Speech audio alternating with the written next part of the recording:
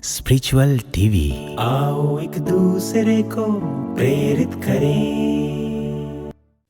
करवा चौथ व्रत की कहानी जानिए कैसे रानी वीरवती ने की थी अपने पति की रक्षा। करवा चौथ की कहानी एक पत्नी के प्यार और विश्वास की कहानी है। करवा चौथ हिंदू पंचांग के अनुसार कार्तिक माह के चौथे दिन होता है।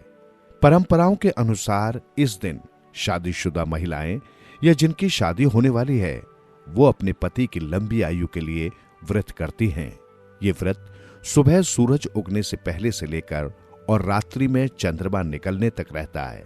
ये एक दिवसीय त्योहार अधिकतर उत्तरी भारत के राज्यों में मनाया जाता है। हरियाणा, हिमाचल प्रदेश, मध्य प्रदेश, पंजाब, राजस्थान और उत्तर प्रदेश में धूमधाम से मनाया जाता है। इस दिन सिर्फ पति की लंबी आयु की ही नहीं, उसके काम धंधे, धन आदि इच्छाओं की पूर्ति की प्रार्थना करती हैं। करवा चौथ की शुरुआत किसी एक कथा के कारण नहीं हुई थी, इसलिए इस त्योहार की बहुत अधिक महत्वता है। इस दिन के लिए कई सारी कथाओं का प्रचलन है। पूरे भारतवर्ष में हिंदू धर्म में आस्था रखने वाले लोग बड़ी धूमधाम से करवा चौथ मनाते हैं। हालांकि उत्तर भारत, खासकर पंजाब, हरियाणा, राजस्थान, उत्तर प्रदेश, मध्य प्रदेश आदि में इस रात की रौनक अलग ही होती है। बहुत समय पहले की बात है। वीरवती नाम की एक राजकुमारी थी। जब वो बड़ी हुई तो उसकी शादी एक राजा से हुई। शादी के बाद वो करवा चौथ का व्रत करने के लिए मां के घर आई। वीरवती ने भोर होने के साथ ही करवा चौथ का व्रत शुरू कर दिया। वीरवती बहुत ही कोमल व नाजुक थी। वो व्रत की कठोरता सहन नहीं कर सकी। शाम होते होते उसे बहुत कमजोरी महसूस होने लगी और वो बेहोश सी हो गई। उसके 7 भाई थे और उसका बहुत ध्यान रखते थे।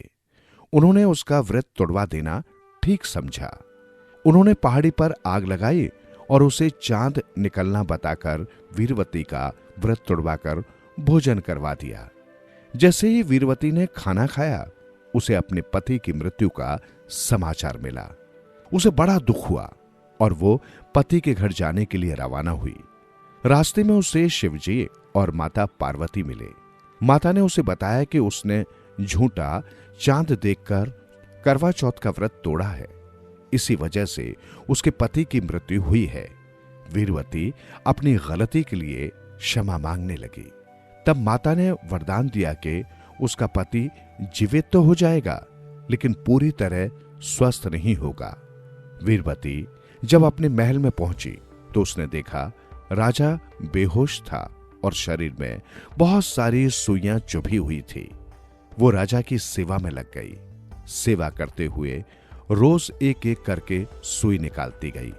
1 वर्ष बीत गया। अब करवा चौथ के दिन बेहोश राजा के शरीर में सिर्फ 1 सुई बची थी। रानी वीरवती ने करवा चौथ का कड़ा व्रत रखा। वो अपनी पसंद का करवा लेने बाजार गई। पीछे से एक दासी ने राजा के शरीर से आखिरी सुई निकाल दी। राजा को होश आया तो उसने दासी को ही रानी समझ लिया। जब रानी वीरवती वापस आई तो उसे दासी बना दिया गया। तब भी रानी ने करवा चौथ के व्रत का पालन पूरे विश्वास से किया। एक दिन राजा किसी दूसरे राज्य जाने के लिए रवाना हो रहा था। उसने दासी वीरवती से भी पूछ लिया कि उसे कुछ मंगवाना है क्या। वीरवती ने राजा को एक जैसी 2 गुड़िया लाने के लिए कहा। राजा एक जैसी 2 गुड़िया ले आया। वीरवती हमेशा गीत गाने लगी।